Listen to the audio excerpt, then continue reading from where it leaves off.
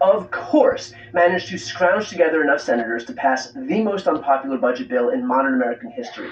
This is a bill that has the support of all of a third of Americans. It's going to strip healthcare away from 14 million people, food assistance away to the tune of $300 billion, and explode the deficit by $3 trillion.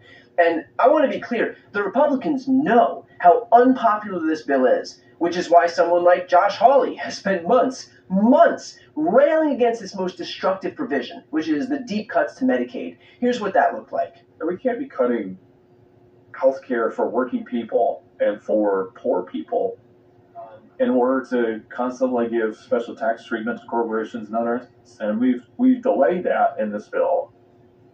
But unless we take further changes or take further steps, it will happen in future years. And I'm opposed to this.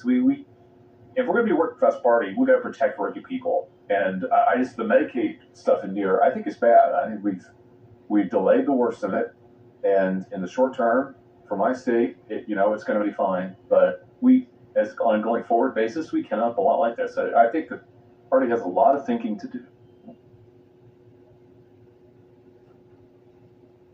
Earnest critique of his own party's bill, and yet, you know how Hawley really drove that message home? By voting for the same bill he just criticized. This guy has spent literal months trashing the healthcare consequences that this bill would bring. He wrote an op-ed in the New York Times, he tweeted about it, he spoke about it on any outlet that would have him, and then validated the very thing that would codify those changes that he warned about. That right there is the absolute peak of hypocrisy. Clout chasing to the ends of the earth when it can get you good press, and then ensuring that the very thing you clout chased against would actually happen. Josh Hawley is the poster child for the two-faced depravity that people hate about politicians in Washington, D.C.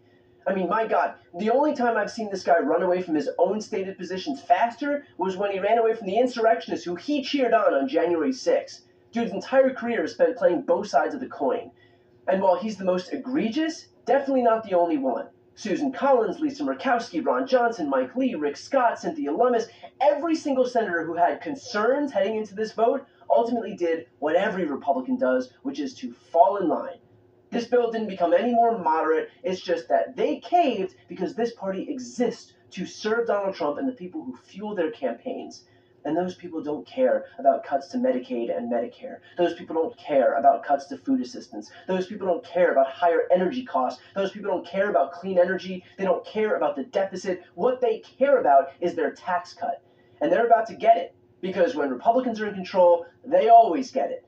These guys will promise an infrastructure plan and a healthcare plan and a middle-class tax cut and a jobs boom and a manufacturing renaissance. They'll promise cheap groceries and cheap housing and cheap rent. And yet, none of those things come true. But they sure as hell get a tax cut, just like they did in 2017, and just like they're about to get right now.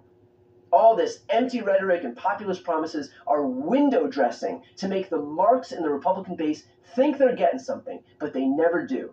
The priority is always the ultra-wealthy, just like it is right now. So when it comes to this Republican Party caving, of fucking course they caved. Never bet against the cowardice of today's GOP.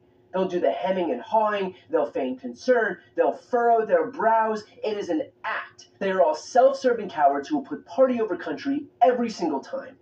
So look, again, as of this recording, the bill did advance, which means the final vote is likely to be sometime on Sunday night or Monday morning. If you are watching this before the vote happens, call your senators, especially if you live in red or purple states, 202-224-3121. It's all hands on deck now, so do your part and make sure this bill does not pass the Senate.